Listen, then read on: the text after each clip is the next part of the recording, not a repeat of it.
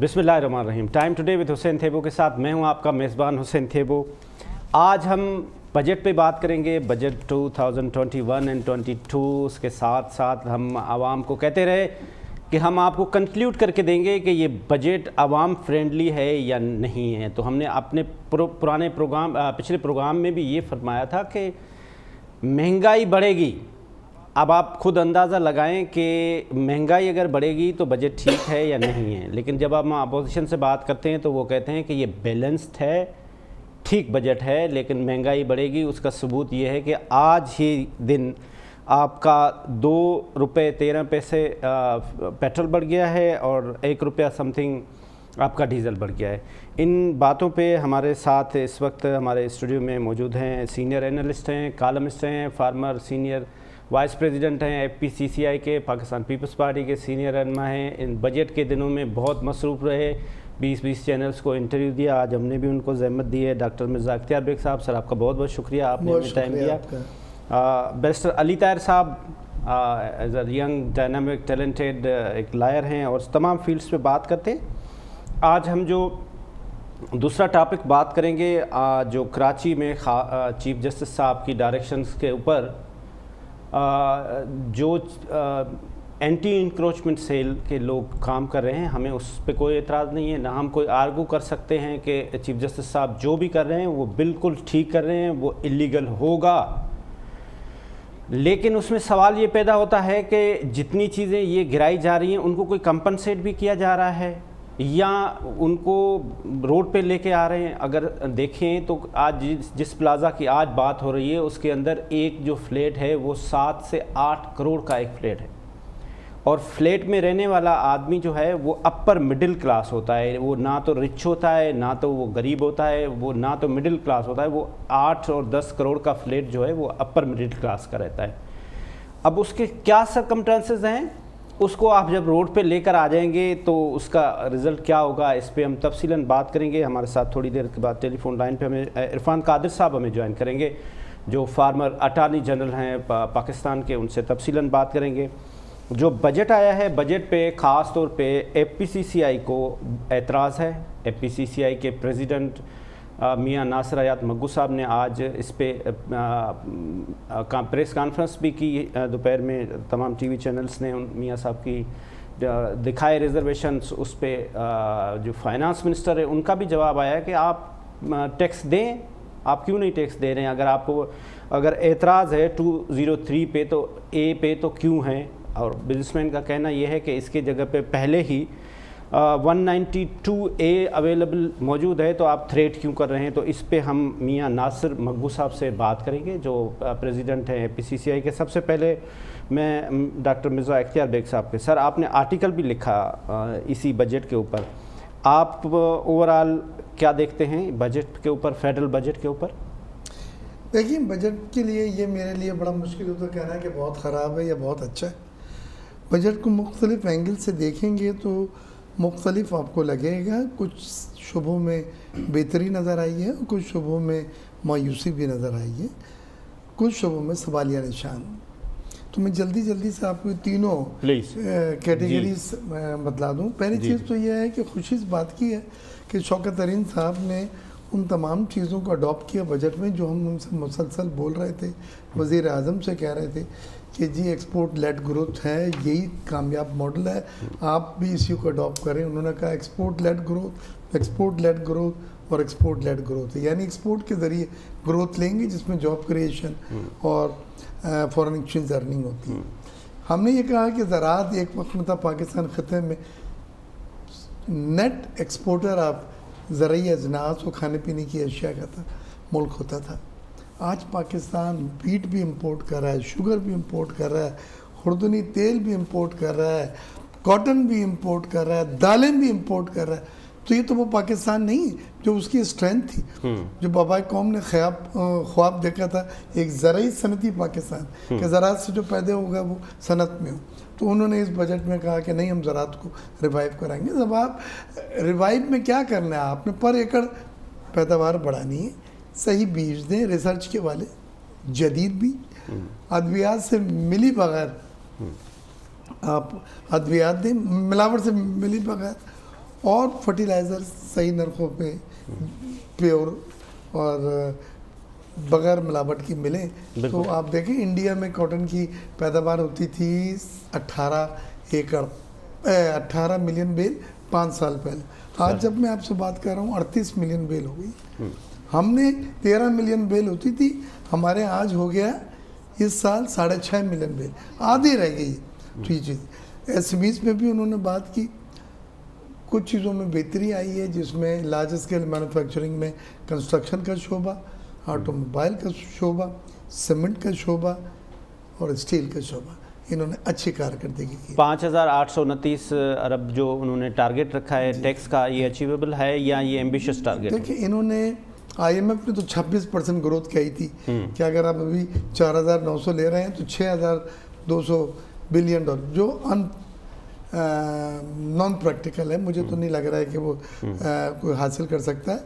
हमारी average growth जो 18 से 20% होती है, माजी में भी आप देख लें, और इस बार भी इंशाल्लाह 20% का जो हदफ है वो FBR ने हासिल कर लेना, क्योंकि FBR ने जिस तरीके से जा रहे हैं, अब वो पहले सेल टैक्स को रोक के और एडवांस टैक्स लेके रेवेन्यू टारगेट बढ़ाते थे। अब डॉक्टर अशफाक जो आए हैं मेंबर इनलैंड रेवेन्यू, वो ना 1 पैसा एडवांस टैक्स लेते हैं एडवांस में, और ना वो सेल टैक्स रोक रहे हैं, बल्कि 250 अरब की फास्टर सिस्टम के तहत उन्होंने सेल टैक्स पे करा है।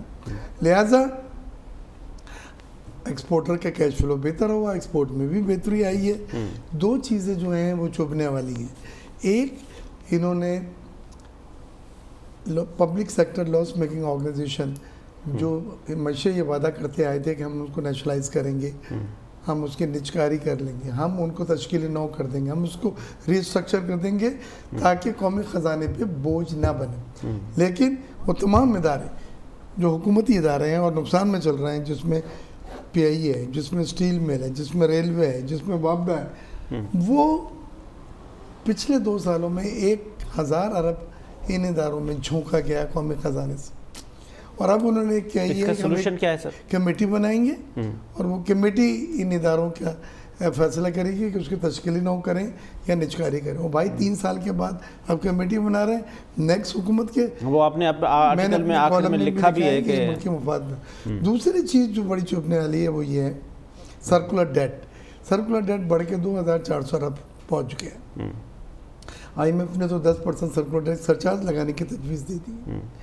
ये सर्कुलर डेट आपने कहा कि जी हम बिजली जो कैपेसिटी चार्ज पे कर रहे हैं, क्योंकि वो बिजली हम इस्तेमाल नहीं कर रहे हैं, लेकिन इनको सरचार्ज कैपेसिटी चार्ज पे कर रहे हैं। हम आइंदा 5-6 सालों में अपनी भूख बिजली की बढ़ाएंगे, हम एपिटाइट बढ़ाएंगे, हम सनतें लगाएंगे ताकि वो सनतों को बिजली की डिमांड हो और हम ये इन IPP से बिजली खरीदें पे करके। लिहाजा हमें फिर कैपेसिटी चार्ज फ्री में न देना पड़ेगा। वो भाई 6 साल ये 2,400 है, 1 साल का कैपेसिटी चार्ज जो है 455 अरब रुपए है। आप किस तरह से 6 साल तक इसको, तो ये भी फिर दूसरी हुकूमत पे आप डाल रहे हैं। ये 2 चीज़ें मुझे ऐसी लगी हैं। मैं फिर आपके पास वापस भी आ रहा हूँ, तो बाकी तफसीलन हम आपसे बात करते हैं कि जो टैक्स कलेक्शन के जो रूल्स बनाए गए हैं उस पर भी ज़रूरी है। जी बैरिस्टर साहब, जब भी हम बजट आता है तो वो बजट अनाउंस करने वाले जो मैनेजर्स होते हैं वो कहते हैं ये गरीब आवाम का बजट है। तो क्या आवाम, पहला सवाल, क्या आवाम गरीब ही है? मतलब आवाम का बजट क्यों नहीं है? दूसरी बात, क्या वाकई ये गरीब आवाम के लिए है और आवाम के लिए फ्रूटफुल है? इसमें कुछ आवाम के लिए खुशखबरी? सर बिस्मिल्लाहिर्रहमानिर्रहीम, first of all thank you for inviting me on the show. मैं सर समझता हूँ कि ये जो बजट था ये बड़ा मिक्स सिग्नल के साथ बजट आया। ठीक है। कुछ इंडिकेटर्स हुकूमत ने इम्प्रूव किए हैं ओवर द ईयर्स। अगर आप देखें तो करंट अकाउंट बेहतर हुआ है, रेमिटेंसेस बेहतर हुई हैं और उसकी वजह से रिजर्व्स हमारे पास बढ़े हैं। अब देखें, मैं और आप शायद हम लोग भी जब अरब और खरब की बातें आते हैं तो हम मिर्ज़ा साहब की तरह उसको इतनी बेहतरी से नहीं समझते। सही बात है। तो ये जो आम बंदा टीवी पे देखने वाला है, he is not interested in current account, he is not interested in GDP, he is not interested in all those indicators। एक नया रिसेंट सर्वे आया कि 94% लोगों को तो GDP का पता ही नहीं है। बैरिस्टर साहब, अगर आप मुझे इजाज़त दे दें तो मियां नासर मग्गू साहब, प्रेसिडेंट APCCI हमारे साथ हैं। मियां साहब, आपका बहुत बहुत शुक्रिया, आपने हमें टाइम दिया। वेलकम। सर सबसे पहले तो ये फरमाएं, आज आपने प्रेस कॉन्फ्रेंस भी की, आपको बजट के ऊपर क्या रिजर्वेशंस हैं? देखिए, हमारी जो जो सबसे बुनियादी नुकात है ना, वो यहाँ टैक्स पेयर उतने नहीं है जितने मुल्क को चाहिए। इनका तरीक़ाकार ये है कि जो टैक्स दे रहा है उसी को कोई ना कोई सख्ती करते रहो और तंग करते रहो, ताकि जो है ना वो बस आधा दिन इसी काम में लगा रहे और अपनी कभी ये नोटिस आता है, कभी वो नोटिस आता है। जब शौकत तरीन साहब ने ये कह दिया कि हम FBI के हरासमेंट बंद करेंगे, तो ये कानून निकालना, इसको पकड़ लेंगे, इसको पकड़ लेंगे। आप पकड़े जब ये साबित हो जाए कि उसने टैक्स नहीं भरा, आप मुझे कोई नोटिस भेजते हैं, उसके बाद मैं उसका पूरा प्रोसेस होता है, मैं अपील करता हूँ, कोर्ट में जाता हूँ। जब फाइनली अगर तय हो जाए कि हाँ मैंने चोरी की है, पकड़ ले।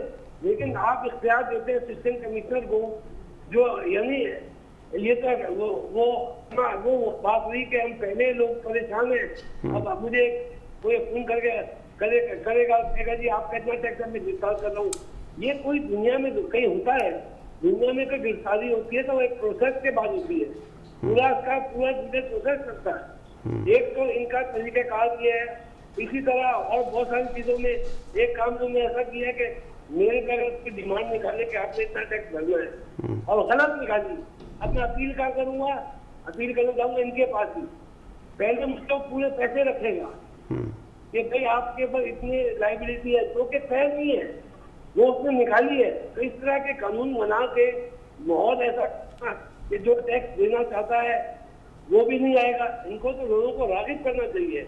हम तो ये कहते हैं हमसे 10-15%, 20% टैक्स पिछले साल के मुकाबले में ज्यादा ले लें, लेकिन ये टॉर्चर, हरासमेंट, ये चीजें नहीं होनी चाहिए। अच्छा मियां साहब, जो हमने शौकत तरीन साहब से इस पे बात की तो उन्होंने कहा कि ये पूरा ई सिस्टम होगा, यहाँ पे थर्ड पार्टी होगी जो सेक्शन 203A जिस पे बिजनेसमैन को ज़्यादा इख्तिलाफ है, वो 192A से ज़्यादा कोई डिफरेंस नहीं होगा। सिर्फ ये होगा कि वो ई सिस्टम की तहत होगा और जितने भी बड़े बिजनेसमैन हैं उनके केस डायरेक्टली मेरे पास आएंगे, तो इसमें कोई हरासमेंट वाली बात नहीं है। तो डू यू एग्री? आप मुझे ये बताएं कि एक इन्होंने 192A जब मौजूद था तो नया लॉ लाने की जरूरत क्या है? पहली बात, कल उन्होंने ये कहा ये नॉन फाइनल के लिए है, रात को उन्होंने कहा ये मेरे पास आएगा। भाई देखे, ये शख्सियत नहीं, ये सिस्टम चलाता है निजाम को। आप निजाम, आप ये मेरे पास आएगा, उसके बाद कहीं दुनिया में ऐसा होता है कि हर केस उनके पास आएगा? कई दुनिया में है। आप उससे लॉज बनाए। जब 192 है तो फिर आपको ये चीजें 203 लाने की जरूरत है। पहले इख्तियार कमिश्नर के पास था, आपने असिस्टेंट कमिश्नर को दे दिया और नीचे ले गए। आप इख्तियार अपने पास रखना चाहते हैं, आप फाइनेंस बिल में आप उसको वादे तौर पे लिखिए कि भाई ये इस तरह होगा। सिर्फ बातें, ये तो लोगों का रिएक्शन आया तो इस तरह की बातें हो रही है। अच्छा मियां साहब, आप इस वक्त पाकिस्तान के सबसे बड़े बिजनेस फोरम के प्रेसिडेंट हैं। आपकी इस बजट आने से पहले आपकी 101 आर्मी चीफ से भी मुलाकात हुई, जो ISPR ने अपनी स्टेटमेंट दी, तो आपने ये पॉइंट्स रखे। बाकी आपने आर्मी चीफ के पास या प्रेसिडेंट से, आपकी प्राइम मिनिस्टर से मुलाकात होती रहती है, तो ये आपने पॉइंट्स रखे उनके पास? देखिए, ये जब हम मिले थे तो बजट में आया था, तो 203A और 140 जो इनकम टैक्स का ऑर्डिनेंस है वो तो आया ही नहीं था। तो हमने ये जरूर कहा था उनको कि देखे, प्रोसिक्यूशन और आर्बिट्रेशन सारी FBI की बात है। ये कभी भी दुनिया में नहीं होता कि आप पहले मुझे एक डिपार्टमेंट का बंदा मेरे खिलाफ फैसला करे, फिर मैं अपील उसी डिपार्टमेंट में उसी के बॉस के या उसके कोलीग के पास जाऊं और उससे फिर फैसला कराऊं। देखे, मेरे को इंसाफ चाहिए ना। मेरे खिलाफ अगर कोई उन्होंने रिकवरी निकाली है तो मुझे अपील का वही उन्हीं का बॉस, उन्हीं का कोलीग तो नहीं हो सकता ना, वहाँ तो इंसाफ नहीं मिल सकता ना। वो अपने कोलीग या अपने लोगों का फैसला कैसे मुस्तरद करेंगे? और मैं आपको ये बता दूं कि 95% फैसले इनके खिलाफ आते हैं, जो डिपार्टमेंट के, और FTO में भी खिलाफ आते हैं, कोर्टों में भी खिलाफ आते हैं। अगर इसमें ठीक इनके इख्तियार होते तो सारे फैसले इनके खिलाफ क्यों आते? और जिसके खिलाफ क्या आता है वो एक दिन पता चलता प्रमोट होकर कलेक्टर लग गया है, आज मेंबर लग गया है। अगर किसी का फैसला ये साबित हो जाए कि उसने गलत डिमांड निकाली थी तो उसके ऊपर तो कोई कार्रवाई है ही नहीं। सर मियां साहब, मैं आपसे एक गुजारिश कर लूं कि ये जो 18th अमेंडमेंट है, इसके बाद जो प्रोविंसेस हैं वो इंडिपेंडेंट हैं। अब यहाँ पे सिंध में जो मिनिमम वेजेस डिक्लेयर की गई है वो 25,000 की गई है। तो आप बीइंग एफपीसीसीआई पूरे पाकिस्तान के हेड, आप एग्री करते हैं कि आप इस रीजन में बांग्लादेश के साथ, इंडिया के साथ, चाइना के साथ कॉम्पीट करके फिर 35 बिलियन एक्सपोर्ट भी करेंगे और ये सैलरी भी बढ़ा देंगे? देखिए, सैलरी तो अगर 25,000 भी है तो वो एब्जॉर्ब हो सकती है, कोई इतना बड़ा इशू नहीं है। हमने ये भी देखना है कि हमारी सोशल रिस्पॉन्सिबिलिटी भी है, जो हमारे लिए काम करता है हमने उसका ख्याल भी करना है। वो एक्सपोर्ट तो देखें आप, इस 5,000 से कोई फर्क नहीं पड़ेगा। एक्सपोर्ट जब बढ़ेगी, जब ये हमारे को इंसेंटिव देंगे। जो 5 सेक्टर एक्सपोर्ट करते हैं उनको जो सस्ती बिजली दी हुई है, रिफंड देते, बाकी सेक्टर इंक्लूड करें ना। आज 25 साल से 5 सेक्टर को लेके बैठेंगे तो वो कितनी ग्रोथ करेगा? 25 बिलियन की आज एक्सपोर्ट की बात हो रही है। 2013 में भी 25 हुई थी। हमें आज 35-40 में होना चाहिए। इनको अगर ये बाकी सेक्टर्स को भी ये रियायत देना, रियायत का मतलब है जो दुनिया में बिजली का रेट है वो सबको प्रोवाइड करे, तो वो सेक्टर्स भी ग्रो करेंगे। अगर आप मुझे बिजली का रेट देते 25 रुपए और एक सेक्टर को देते 12 रुपए, 12 वाला दुनिया में कम्पीट करेगा। हमें कोई रियायत नहीं चाहिए, हमसे वही चाहिए जो हमारे रीजन में है और जो बाकी 5 सेक्टर को आप दे रहे हैं। ये खुदा खासा हमारी कोई ये डिमांड नहीं है कि हमारे को रिबेट दे दे या हमारे को रियायत कर दे। अच्छा, फिर मियां साहब यहाँ पे जो छोटे बिजनेसमैन हैं वो बात करते हैं कि आप जो 50 रेटेड है उनकी बात कर रहे होते हैं। फिर ये जो अगर एक्सपोर्ट सब कर रहे हैं तो सबके लिए एक्सपोर्ट के लिए बात होनी चाहिए। तो आपका क्या इस पे मौक़िफ़ है? देखिए, हमारा जो बहुत बड़ा स्टैंड हमने लिया है और शौकत तरीन साहब से भी लिया है, एफबीआर में भी लिया है और कॉमर्स में भी लिया है कि देखें जो छोटे एसएमई सेक्टर है उनको बैंक लोन नहीं देता। पहली बात, उनको लोन मिलता है तो महंगा मिलता है, उनके पास कोलेट्रल नहीं होता बैंक में देने के लिए। उसको इंडस्ट्रियल रॉ मटेरियल के कमर्शियल इंपोर्टर्स माल मंगा के उनको उनकी मदद करते हैं, वो उनकी सप्लाई चेन मजबूत करते हैं। इसलिए जितने भी टैक्स आपने commercial importer of industrial raw material, हम जूस की या सिगरेट की या चॉकलेट की बात नहीं कर रहे। हमारी डिमांड इनसे ये थी कि भाई commercial importer of industrial raw material जो सप्लाई, जो छोटे इंडस्ट्री को सप्लाई करते हैं उसकी भी वही टैरिफ होने चाहिए, वही सेल टैक्स होना चाहिए जो इंडस्ट्रियल कस्टमर का होता है। आज मेरे पास पैसे नहीं है तो एक ट्रेडर आता है, वो मेरी फैक्ट्री में माल देता है, वो मेरा फाइनेंसर है। इनको समझा के थक गए, लेकिन ये अभी तक इस बात को मानने को तैयार नहीं है। इसी वजह से एसएमई सेक्टर यहाँ नहीं उठता, उसकी सबसे बड़ी वजह यही है। अभी इन्होंने 1% पे 500 अरब का लोन दिया है बड़ी इंडस्ट्री को। आप नई मिलें लगा ले, नया कारोबार कर ले, नई इंडस्ट्री लगा ले। छोटों के लिए उन्होंने 9% पे निकाला है। ये कभी मुल्क चल सकता है इस पर? आप मुझे बताएं। बड़ों के लिए 1%, छोटों के लिए 9%। आज में अगर मियां साहब यहाँ पे खास तौर पे मैं आपको कराची में गुजारिश करूं कि कराची में अभी जो बड़ी इंडस्ट्री थी उसका कैप्टिव पावर ख़त्म करके उसको कहा गया कि वो केई पे आ जाए। तो अच्छा, केई जो है वो अनइंटरप्टेड सप्लाई नहीं है, वो उसका किसी भी वक्त वो शॉर्टफॉल हो सकता है। तो आपकी इस पे भी बात हुई है कि जो कैप्टिव पावर ख़त्म किया जा रहा है? देखिए, फेडरेशन ने इतना बड़ा स्टैंड लिया है कि इलेक्ट्रिक के अगेंस्ट के ये सबसे महंगी बिजली बनाते हैं और सब्सिडी ले लेके हमारा पूरे कौम का पैसा जो है ना, ये जो है ना हमारा नुकसान हो रहा है। हमने ये प्रपोजल दिया है कि इसको बेचने से पहले 3 टुकड़ों में किया जाए। जनरेशन अलग की जाए, ट्रांसमिशन अलग की जाए, डिस्ट्रीब्यूशन अलग की जाए, ताकि ये पता चले कौन सा सेक्टर इनका जो है गड़बड़ है, नंबर 1। नंबर 2, सारी बिजली नेशनल ग्रिड में दे।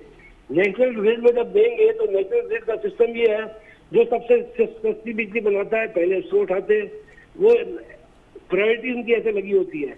अगर ये सारी बिजली वहां दे देंगे तो इंशाल्लाह इनके प्लांट इतने एफिशिएंट, इनकी बारी नहीं आएगी और इनके प्लांट से बिजली को लेगा ही नहीं। उस पे भी के इलेक्ट्रिक काफी लोगों को फोन किए कि भाई ये क्या हो रहा है। तो बात ये है कि आप अगर बिजली बनाते हैं, आप नेशनल ग्रिड देते हैं जैसे पूरा पाकिस्तान देता है, हम नेशनल ग्रिड से देंगे। नेशनल ग्रिड वाला इनका माल, इनकी बिजली जब लेगा वो सस्ती होगी। तो ये हमने ऑलरेडी टेकअप किया हुआ है इसमें, क्योंकि इनके पास बिजली की सप्लाई का प्रॉब्लम है, इनके पास जो है अच्छी क्वालिटी की एफिशिएंसी का प्रॉब्लम है और इसमें तीसरा प्रॉब्लम ये है कि अगर कभी लोड शेडिंग हो गई तो करोड़ों का नुकसान हो जाएगा। जो फैक्ट्री चल रही है, मशीनें जल जाएंगी, कार्ड जल जाएंगे। तो इस पे फाइनल डिसाइड क्या हुआ है सर? कैप्टिव पावर खत्म नहीं हो रहा इस पे नहीं, इस पे तो उन्होंने अब ये कर दिया है कि अगर आप सिर्फ एक बिजली बनाते हैं तो ठीक है, तो आपकी खत्म हो जाएगी। अगर आप इसमें जो है ना हॉट वाटर भी हॉट ऑयल निकालते हैं, स्टीम निकालते हैं, मल्टीपल डायमेंशन यूज करते हैं, तो आपका कैप्टिव पावर जारी रहेगा। अगर आप कुछ भी नहीं करते, सीधी एक बिजली बनाते हैं, तो वो जारी नहीं रहेगा, क्योंकि गवर्नमेंट का बिजली बहुत है। अच्छा मियां साहब, एक और सवाल, यहाँ पे जो 426 समथिंग अरब का जो जीआईडीसी सेस का एक तलवार है वो बिजनेसमैनों के ऊपर लटका हुआ है, उसके लिए बार बार वो कोर्ट में जाते हैं, लेकिन इन स्पाइट ऑफ डेट वो अभी तक बिल में लग के आ रहा है, जबकि वो पाइपलाइन पे भी कोई काम नहीं हुआ। तो आपकी बातचीत होती रहती है प्राइम मिनिस्टर से भी, प्रेसिडेंट से भी, आर्मी चीफ से भी, बाकी बिजनेस फोरम से, ये जीआईडी सेस का कुछ होगा? मुझे नहीं लगता इसमें कोई राहत मिलेगी, क्योंकि कोर्ट के अंदर से भी इनके खिलाफ आ गया फैसला, इसमें राहत मिलने का चांस नहीं है। इनका कोई चांस नहीं है। मेरे साथ डॉक्टर मिर्जा इख्तियार बेग साहब हैं, वो भी आपसे कोई मशवरा करना चाह रहे हैं। नहीं, मैं नासिर रियाज मंगू साहब ने बड़ी अच्छी तरह से एक्सप्लेन किया है। एक चीज़ में तो उनसे टोटली इत्तेफाक करता हूँ कि 203A जो इन्होंने लगाया है, ये बड़ी हार्श डेकोरेन लॉ है। आप एक तरफ बिजनेस कम्युनिटी को फैसिलिटेट करने की बातें कर रहे हैं, उनको कंफर्ट और उनका एतमाद गेन करने की बात कर रहे हैं, ऑडिट नहीं होगा, थर्ड पार्टी ऑडिट होगा, और दूसरी तरफ आप बगैर कंप्लेन के कि किसी मजिस्ट्रेट के पास आप उनको पकड़ने की इजाज़त दे रहे हैं। फिर ये बिल्कुल इन्होंने सही कहा कि नासिर रियाज मंगू साहब ने कि ये नॉन फाइलर के लिए तो चले बात समझ में आती है कि कोई आदमी पकड़ा जाए कि जी आप इतना बड़ा काम कर रहे हैं, आपके पास एनटीएम नहीं है, आपके ये पेमेंट इसने निकाली बैंक से, ये वगैरह। लेकिन जो फाइलर है उसमें तो यही उसने इस्टेब्लिश करना है ना कि मैं सही हूँ, आप कह रहे हैं कि आप गलत हैं। उसके लिए फोरम्स हैं, उसको पकड़ने का फोरम तो कहीं भी नहीं है। ये एक फिर वो 92A है, तो इसमें ये बड़ा डेकोरेन ला है। और मैं शौकत तरीन साहब से बातचीत मेरी होती रहती है, मैं उनको बिल्कुल कहूँगा कि खुदारा एक अच्छा बजट आया है, हमने बैलेंस बजट कहा है, कॉलम भी लिखे आपने पढ़े, आप ये इस चीज़ को चेंज करें, इससे बड़ा मनफी तासुर जा रहा है। दूसरी चीज़ मैं ज़रा सा इख्तलाफ करूँगा नासिर रियाज मंगू साहब से कि जो सिंध में इन्होंने 43% मिनिमम वेज बढ़ाई है, जो 17,500 रुपये होती थी अब 25,000 हो गई है। अब आप देखें कि मिल में 2-2 हज़ार आदमी होता है। पहले तो मैं ये कह रहा हूँ कि महंगाई बिल्कुल बढ़ी है जी, और एक गरीब आदमी के लिए इसमें भी रहना मुश्किल है। लेकिन आपने सनत की वायबिलिटी भी देखी ना, जिस मजदूर को आप खुशहाल करने के लिए ये कर रहे हैं, अगर सनत बंद हो गई तो उसकी जॉब का क्या होगा? एम्प्लॉयमेंट उसकी ख़त्म हो जाएगी। खुदारा आप सिंध की सनत को पूरे पाकिस्तान की सनत से गैर मुकाबलती ना करें। सिंध में एक आखिरी बात बात सिंध में अगर ये आपका पंजाब में उन्होंने 10% बढ़ाया है और मिनिमम वेजेस है 20,000 रुपये। फेडरल गवर्नमेंट ने भी 10% बढ़ाया सैलरीज में और मिनिमम वेजेस हैं 20,000 रुपये। आपने यहाँ पे 20% बढ़ाया है और मिनिमम वेजेस 25 करी हैं, और 17.5 से 43% बढ़ा के 25,000 ये सनत अफोर्ड नहीं कर सकती। इसको रिव्यू करें। मैंने वज़ीर आला साहब आप एक तो इस पे अगर कोई कमेंट्स देना चाहें तो वो दें, और दूसरा मेरा आपसे ये सवाल है कि जो 35 बिलियन एक्सपोर्ट का टारगेट रखा है आने वाले साल में, उसमें आप क्या समझते हैं कि ये अचीवेबल है, और आप बिजनेस कम्युनिटी को गवर्नमेंट से क्या फैसिलिटेशन चाहिए कि आप 35 बिलियन एक्सपोर्ट करें? जो इस वक्त 5 सेक्टर चल रहे हैं मेन, इन सेक्टर्स में एक साल में मैं नहीं समझता कि 40% ग्रोथ हो और 25 से 35 पे आ जाए। अगर बाकी कोई सेक्टर साथ चले, अगर इंडस्ट्री का जो है इन 5 सेक्टर्स को छोड़ के कोई और सेक्टर ले तो भी टाइम लगेगा। इतनी जल्दी 40% ग्रोथ आए मेरी नजर में तो नहीं हो सकती। राइट नासिर रियाज मंगू साहब, आपका बहुत बहुत शुक्रिया, आपने हमें टाइम दिया। जी बैरिस्टर साहब, आप कंक्लूड करना चाह रहे थे। मैं सिर्फ एक छोटी सी बात मैं ये करना चाहता हूँ कि बहुत ही एहतराम के साथ मैं सिर्फ 2 चीज़ों से इत्तेफाक नहीं करता। एक तो ये है कि ये जो डिपार्टमेंटल अपील सिस्टम होता है ये पूरी दुनिया के अंदर मौजूद है, अमेरिका में भी है, यूके में भी है, और इसका तरीकाकार ये होता है कि डिपार्टमेंट ने आपके खिलाफ एक ऑर्डर दिया, आप उसको लेके चले जाते हैं ट्राइब्यूनल में। ट्राइब्यूनल के अंदर इंडिपेंडेंट लोग भी बैठे हुए होते हैं, और उसके बाद अल्टीमेटली आपके पास आर्टिकल 199 में हाई कोर्ट में रिकॉर्ड्स भी है, हो सकता है थोड़ा कॉन्फ्लिक्ट ऑफ इंटरेस्ट इस वजह से हो जाए कि मैं एफबीआर को रिप्रेजेंट करता हूँ सुपीरियर कोर्ट्स के सामने, मगर मैंने ये देखा है कि जहाँ पे रेमेडी होती है वहाँ पे then and there high court order दे देता है डैट आप कोर्सिव एक्शन ना लें जब तक कार्रवाई मुकम्मल नहीं होती, और अल्टीमेटली पाकिस्तान की कोर्ट्स रिलीफ देती हैं। तो इस हद तक तो ये बात ठीक है कि ठीक है किसी हद तक हो सकता है कोई कमिश्नर कोई हैरेस करता हो, लेकिन पाकिस्तान की अदलिया आज़ाद है, एक सिस्टम ज़रूर मौजूद है। और दूसरा ये जो 203 के ऊपर एक हो रही थी बहस, देखें सेल्स और एक्साइज टैक्स के ऊपर तो ऑलरेडी जो है पावर्स ऑफ अरेस्ट मौजूद हैं। अब सवाल ये उठता है कि क्या इनकम टैक्स में भी वो होने चाहिए। मैं समझता हूँ अगर आप इंस्टीट्यूशन को ठीक कर दें, यानी आप इस बात को जो है वो 100% गारंटी करें कि हैरेसमेंट नहीं होगी और किसी के खिलाफ ज़्यादती नहीं होगी, तो ये पावर्स जो हैं वो कमिश्नर्स यूके में भी इंजॉय करते हैं। टैक्स फ्रॉड एक बहुत बड़ा इशू हो जाता है, तो उसी तरह यहाँ पर भी आप इसको ज़रूर इस तरह से रखें कि हाँ किसी को बेजा अरेस्ट ना किया जाए, लेकिन अगर रीज़नेबल एप्रीहेंशन इस हद तक है कि आपको नज़र आ रहा है कि if I do not arrest him tonight may be this money will be, this tax जो इवेड किया गया दिस विल बी लॉन्डर्ड ओवरनाइट, तो मेरे पास ये पावर होनी चाहिए। मैं समझता हूँ मगू ने प्रेस कॉन्फ्रेंस भी की ना, उन्होंने यही बात की कि जो 1 लाख दे रहा है वो आप सब कुछ उसी के लिए सारा कानून बना कहीं सर ऐसा ना हो रहा हो कि मैं 1 अरब की चोरी करके 1 लाख रुपए दे रहा हूं। अगर ऐसा कोई चक्कर है तो रीजनेबल एप्रीहेंशन पे, और फिर वो कानून की एक पूरी स्कीम है, उसने मुझे मजिस्ट्रेट के सामने पेश करना है। हाँ मैं ये ज़रूर कहता हूं कि इससे जाहिर है जो पाकिस्तान का एक इंस्टीट्यूशनल स्ट्रक्चर है उससे ये एक एप्रीहेंशन ज़रूर हो सकता है कि शायद हैरेसमेंट होगी, मगर अगर इसको सिस्टम को बेहतर किया जाए, उसके अंदर सेफ गार्ड्स प्रोसीजरल और सब्सटेंटिव डाल दिए जाएं, तो मैं समझता हूं कि इस तरह का कोई रिफॉर्म होना लाजमी है।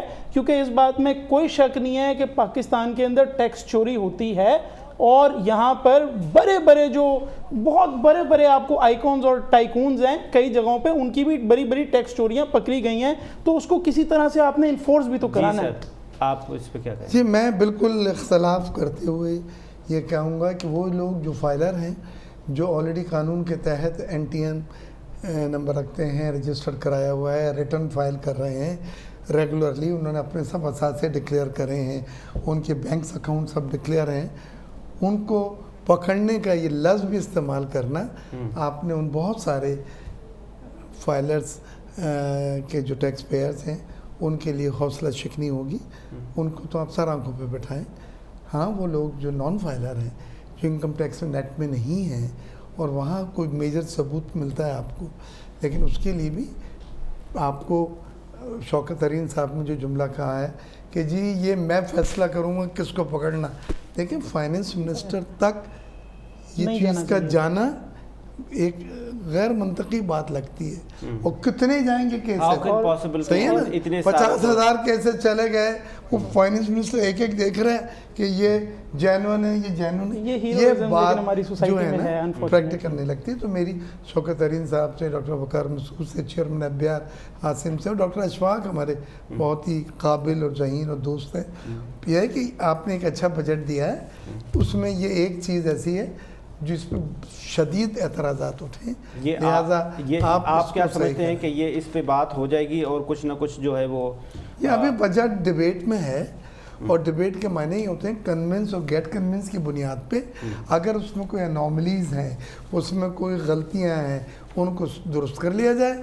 तो मैं आज के आपके चैनल के ज़रिए एक मैसेज देखता हूँ, मैं हमेशा मुस्बत लिखता आया हूँ, मुस्बत बोलता आया हूँ, लेकिन इस चीज़ के ऊपर और ये सिंध में जो वेजेस हुई हैं 43% का इजाफा, इस पे मेरी बहुत ही हम्बल रिक्वेस्ट है कि एक रिव्यू किया जाए। ठीक है, हमारे साथ फार्मर अटॉर्नी जनरल मुल्क का मायनास वकील, leading legal expert Irfan Qadir sahab हमारे साथ मौजूद हैं। इरफान कादिर साहब आपका बहुत बहुत शुक्रिया सर, आपने हमें टाइम दिया।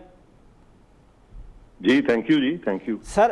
हम आपसे गुजारिश ये कर रहे हैं कि ये हमारे कराची में इस वक्त जो चीफ जस्टिस साहब जो भी कर रहे हैं बहुत अच्छा कर रहे हैं, लेकिन ये सवाल ये पैदा होता है कि ये जब बन रहा था तो उस वक्त जो इंस्टीट्यूशन इन बिल्डिंग्स की अप्रूवल दे रहे थे, जो अब खड़े खड़े 10-10, 12-12 मंजिलें इमारतें गिराई जा रही हैं, लोगों के रेस्टोरेंट गिराए जा रहे हैं, ना उनको कंपनसेट किया जा रहा है। मैं आपसे एक रेफरेंस शेयर करूं कि एक सदर में एक मार्केट थी, वहाँ पे एक बंदे की एक शॉप थी, उसने पूरी जमा पूंजी करके 80,000 की वो शॉप ली थी। जब उसकी तोड़ी गई उसके बाद वो कुछ दिन तक तो रोता रहा, वहाँ आता रहा और फाइनली उसकी डेथ हो गई। उस सदमे से बाहर नहीं आ सका। तो ये जो सब कुछ हो रहा है सर, आप इसको किस तरह से देख रहे हैं?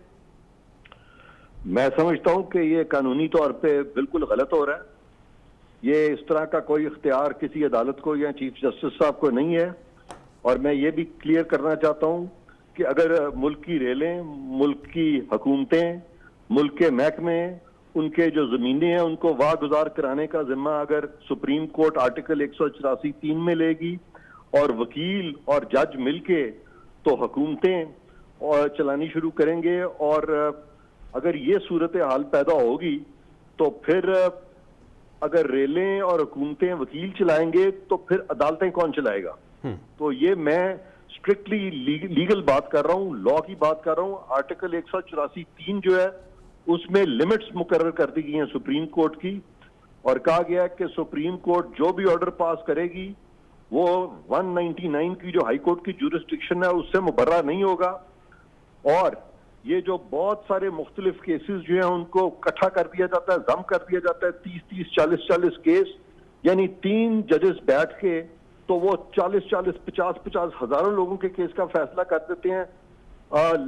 कई 100 इमारतों के गिराने का ऑर्डर कर देते हैं, जबकि एक जज का जब केस लगता है तो पूरा सुप्रीम कोर्ट 10 जज बैठ जाते हैं। जैसे कभी फायज ईसा साहब के केस में हुआ कि सारा सुप्रीम कोर्ट बैठा हुआ है और यहाँ पे हजारों लोग इफेक्ट हो रहे हैं और उनको सुना भी नहीं जा रहा।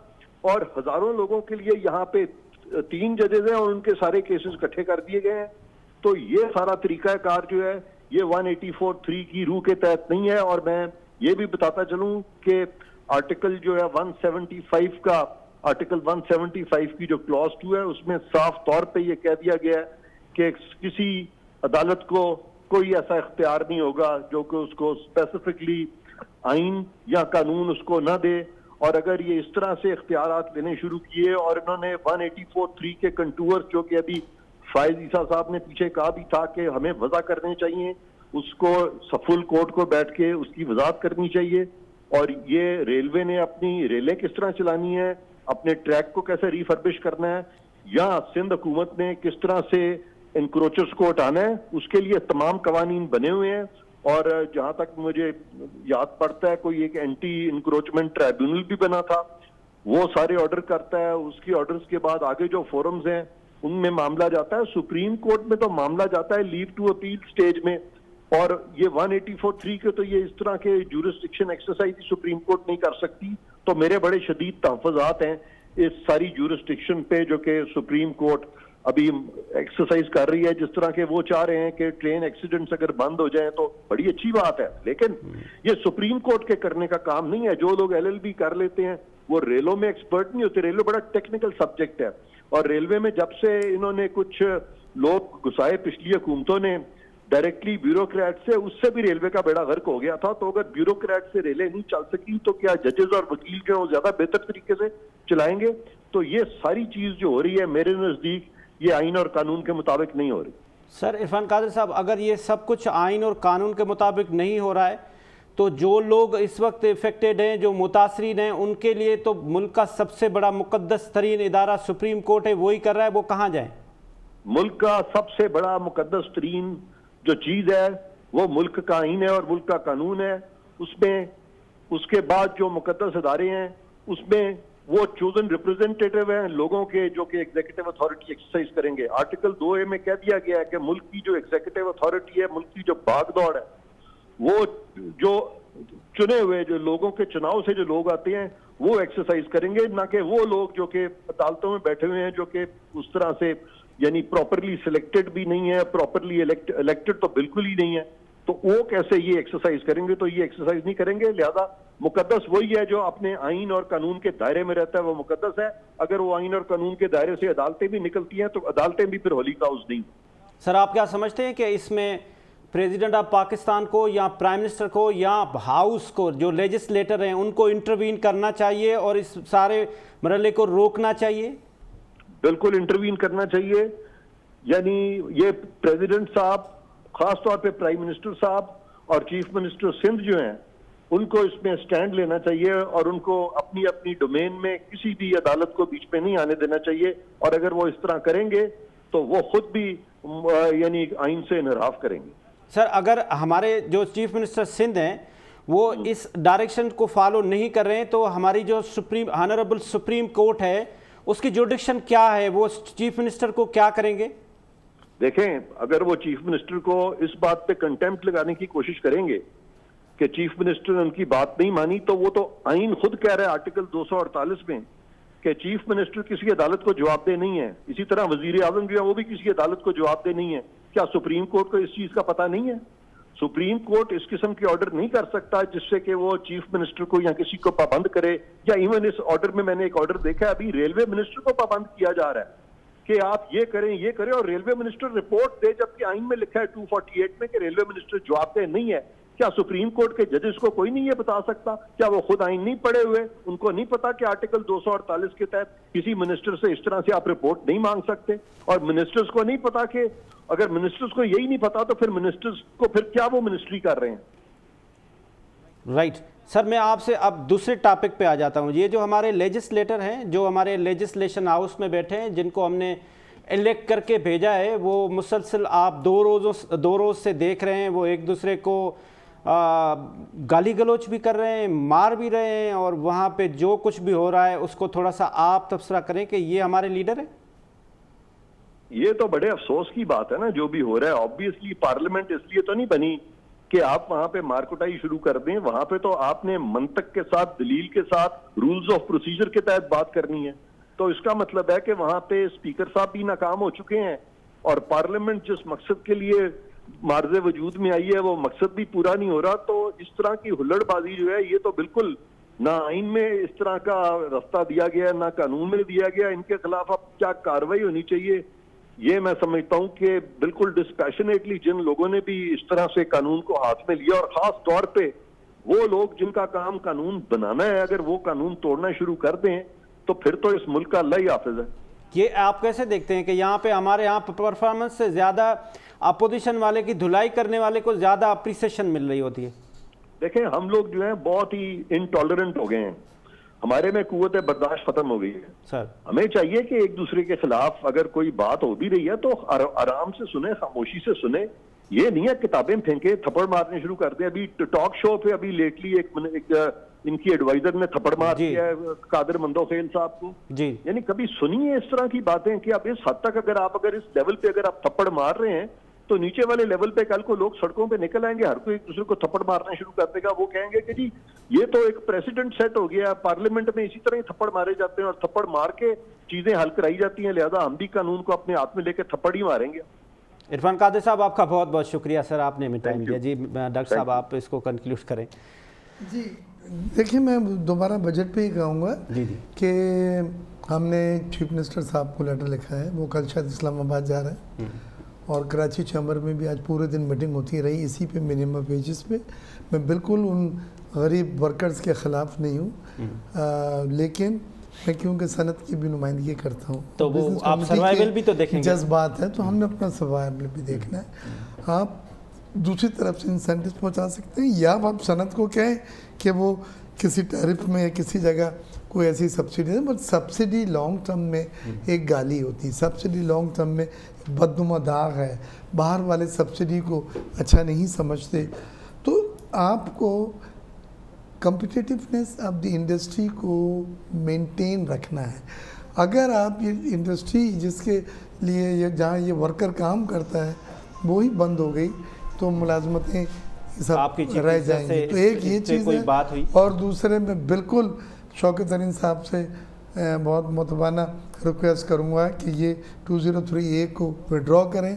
हमारे पास ऑलरेडी 192A है, और जब आप हर चीज़ खुद देखेंगे और फिर फैसला करेंगे तो ये 50,000 60,000 केसेस इस तरह के आपके लिए बहुत मुश्किल होंगे।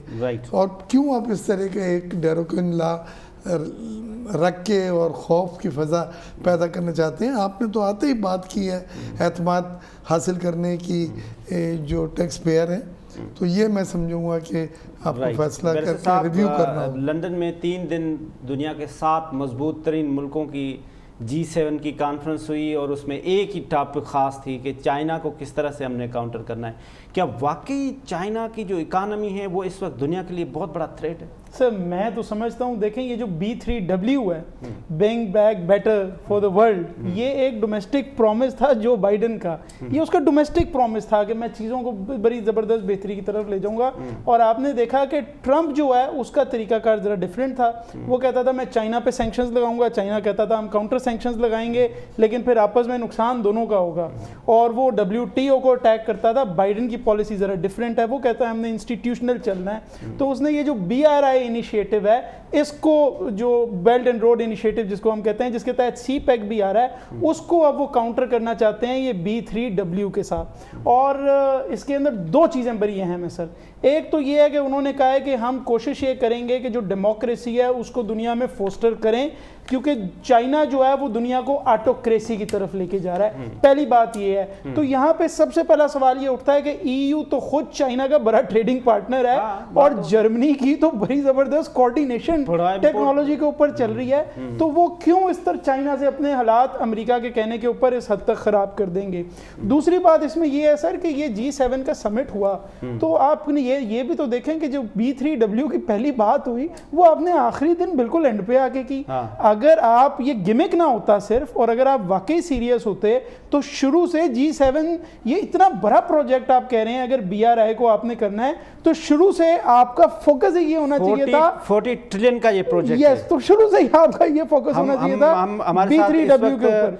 सर सिर्फ एक लास्ट अगर मैं बात करूं सर, वो ये है कि देखें चाइना ने इसके ऊपर 15 साल लगा दिए हैं BRI के ऊपर। 10 दिन के अंदर BRW उसका मुकाबला नहीं कर बिल्कुल नहीं कर सकता। हमारे साथ सीनियर तज्ज़िया निगार हैं, फार्मर फाइनेंस मिनिस्टर हैं, जावेद जब्बार साहब हमारे साथ मौजूद हैं। सर आपका बहुत बहुत शुक्रिया जावेद जब्बार साहब, आपने हमें टाइम दिया। ये नहीं, आपका शुक्रिया, आपने दावत दी। सर ये मुझे आपने साबिक वजीर फाइनेंस तो नहीं बना दिया। कोई मुझे ख्वाहिश नहीं है साबिक फाइनेंस मिनिस्टर होने की, बस गलती से 3 दफा रहा हूँ वजीर। लेकिन फरमाइए क्या सवाल है? सर आप बहुत मरतबा रहे, मैं इसलिए मैं एक मरतबा आपका बोल दिया। सर ये जो G7 का 3 दिन का जो मीटिंग हुई, जिसके अंदर उन्होंने BRI बेल्ट एंड रोड के खिलाफ अगेंस्ट एक प्रोजेक्ट लाने की कोशिश की है 40 ट्रिलियन। क्या ये ड्रीम कम ट्रू? और चाइना को वाकई चाइना इस वक्त थ्रेट है यूरोप के लिए? देखिए, थ्रेट इस एतबार से, 2 एतबार से। 100 साल जो गुजरे हैं ना 20वीं सदी के, और उससे कबल भी मगरबी दुनिया ने, और क्या दूसरे जो भी शामिल है इसमें, जापान भी शामिल है, लेकिन बिलखसूस मगरबी दुनिया, अमेरिका और यूरोप ने बहुत कोशिश की कि सिर्फ दुनिया पर उनका राज रहे थ्रू कॉलोनियलिज्म और या इंपीरियलिज्म।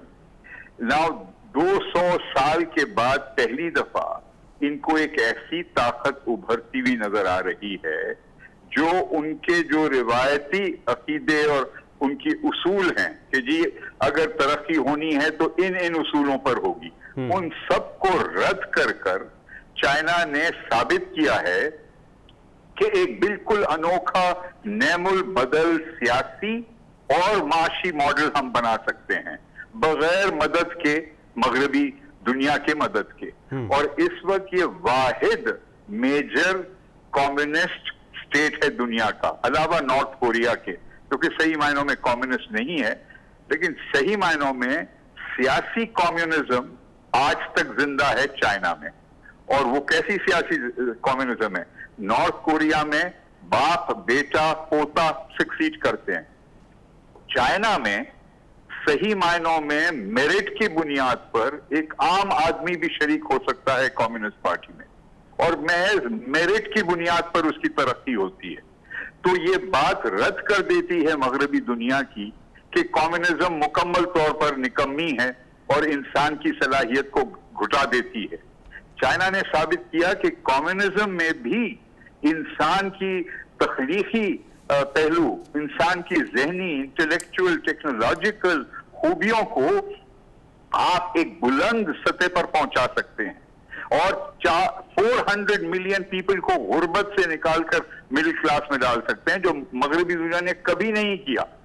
तो हैरान होते हुए इनका ये एक नर्वसनेस का रिएक्शन है कि जी चाइना को बस चैलेंज करो, BRI पे चैलेंज करो, साउथ चाइना सी में चैलेंज करो, जहां भी मौका है, because they can't understand it. ये समझ नहीं सक रहे हैं ये कैसा एक ऐसा नया पावर उभर रहा है जो उनके सारे रिवायती अकीदों को चैलेंज कर रहा है। सर तकरीबन 1300 बिलियन डॉलर का जो एक्सपोर्ट है चाइना का वो यूरोप की तरफ है, तो जाहिर बात है उनकी नीड होगी तभी वो ले रहे हैं। तो अगर ये बंद कर देंगे तो वो इतनी सस्ती चीजें बना भी नहीं सकते हैं, तो सवाल ही नहीं पैदा होता। बंद करने का तो बिल्कुल सवाल ही नहीं पैदा होता, क्योंकि उनके पास वो पैदावारी काबिलियत इस वक्त है ही नहीं कि उन कीमत पर उस तेजी से, उस आसानी से जो चाइना अडेप्ट करता है अपने आप को नए मार्केट्स एक्सप्लोर करने के लिए। जावेद जब्बार साहब आपका बहुत बहुत शुक्रिया सर। आज इसके साथ नाजरीन आज का प्रोग्राम ख़त्म हो रहा है। डॉक्टर मिर्ज़ा इख्तियार बेग साहब,